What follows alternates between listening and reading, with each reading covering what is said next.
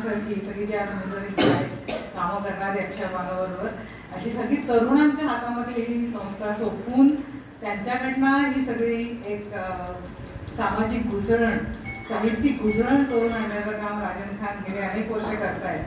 आणि अक्षरमानवतर्फे त्यांच्या काही कार्यक्रमांना मी आवर्जून हजर राहिलेले आहे. म्हणजे फिंगरला मी त्यावेळेला 2 कार्यक्रम जे झाले होते त्याला मी गेले होते. वेगवेगळ्या विषयावर अनेक साहित्यिक, वेगवेगळ्या कला क्षेत्रातली लोक, त्याच्यामध्ये अभिनेते होते, दिग्दर्शक होते, लेखक, कवी, सामाजिक कार्यकर्ते असे अनेक जण त्या कार्यशाळांमध्ये, त्या कार्यक्रमांमध्ये आलेले होते. म्हणजे फिंगरच्या कार्यक्रम तर मी कधीच आयुष्यात विसरणार नाही. त्याच्यावर मी लिहिलं पण होतं लोकसत्तामध्ये की एक सामाजिक भान आणि सामाजिक सगळी चळवळ कशी उभी करतायत आणि त्यातनं एक संवाद घडून आणणं, समाजाचा स्वतःचा संवाद.